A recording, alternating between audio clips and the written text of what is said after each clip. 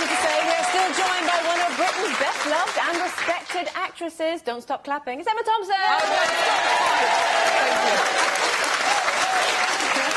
Now, Emma, before the break, we were chatting about obviously your reworking of you know, Peter Rabbit and Sense and Sensibility and wearing a bonnet and being sensible. You're in a film at the moment. You've been filming with Pierce Brosnan. Is that right? Yeah, well, someone's got to do it. Yeah. And have you been sensible in that? Oh, no.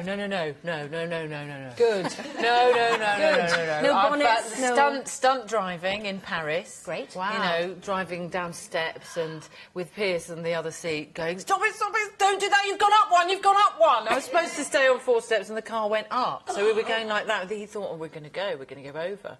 And it's, you know, it's quite funny because I'm driving. You're doing your own stuff? Really? I'm driving, yeah. Oh, my goodness. Hysterical. What fun. It's a divorced couple who go to steal a diamond in order to deal with the fact that their company's been bought by a hedge fund and the pensions have all gone. So it's about the crash, really.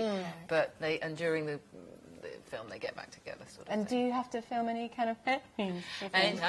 Not sexy. We had a couple of days where we did have to snog. Oh, okay. Really? So I was texting my friends, I had to snog Pierce all day. Ooh, really tough. Really? So hard. I don't know whether I can quite carry on with this. It's beautiful, though. Yes, oh yes, because absolutely. you get to go home. Why can't I have him as well? You know, that's what I'm saying. And then I had to take all my clothes off, which I haven't had to do for some time, actually. The first time I had to do it was with Jeff Goldblum in The Tall Guy. Love my favourite. Love it.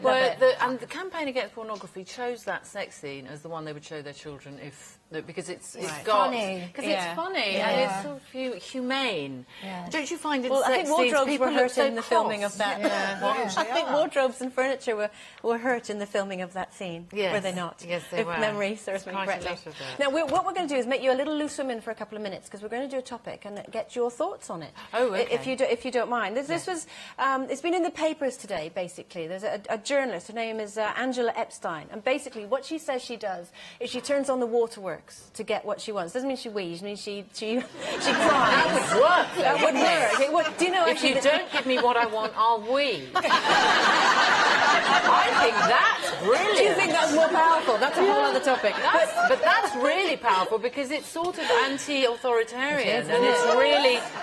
anyway, yeah. But would you ever cry to get your own way? I would hope not. I think it's difficult, isn't it, using your emotions to manipulate because it's a little bit boy who cried wolf because then if you cry for real, perhaps there's that. And I understand that we've had to be devious over the years of repression, which obviously continue in many parts of the world, and perhaps there I would cry. But we're here, and I would hope we'd have the confidence to say, this is what I want. Yeah. Instead of going, this is what I want. What do you think of people who do it? What do you think of women who do it? Because you are a rampant feminist, really, aren't you? Yeah. Unreformed. Are you rampant, Emma? I'm rampant and feminist. Sometimes at the same time. Yes. What does it make you cross? It makes me a little bit cross that women do that to get their own way. You know, to cry in front of men to get off a parking ticket or whatever. I mean, would you do that? But do they? Do they? Yes, I mean, they do. Do they? Have you seen them recently? No, I know someone who has. Oh, really? Someone who works on this show did it. Did it work? Yeah, it did, actually. Really? Well, I'd rather pay the ticket. Absolutely, because I'm belligerent like that, and I can tell that you are too. So you don't want to do that to yourself, do you? Because in a sense, it's self-harming, I don't want to go next isn't it? now. I have to confess, I've grown out of it. Yes, but you did it when you were younger. I have done it. Yes. And I did it in the early stages of relationships, when I was about 17, and I just thought, you know, if I had a little cry, he would probably see the error of his ways a bit more. It would have more impact because I didn't have the vocabulary to explain necessarily what I... Could you just cry? I mean, I can't really just cry, except if I'm acting.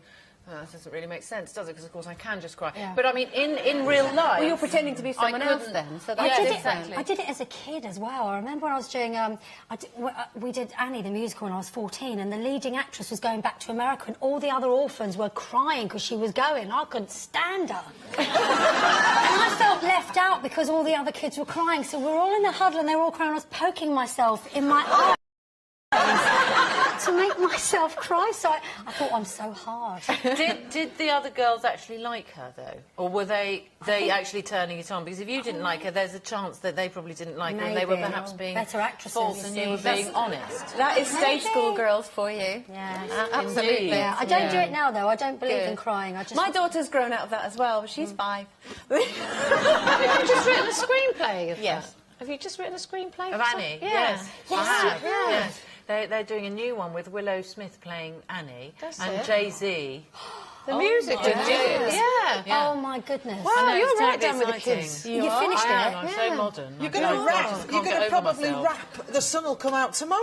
Well, he did a rap version of It's a Hard Knock Life. Oh, of course it So is. it's all sort of going to be So same songs? with the kids. modern music. Same songs? Yes, same songs, although there's a couple of new ones, because I've turned... Do you remember in it, there's that slight pill of a character, Grace, who's looking after Annie, and then they get together, and I always thought that was a little bit too convenient. So Grace is now a Latin American gay man called Manolo. Right. Well, Emma, you may not have any rapping, but I'm going to have to rap you now, because we are finished. You've been a delight. No, It's Emma thank you for Thompson, having me. everyone. Thank you.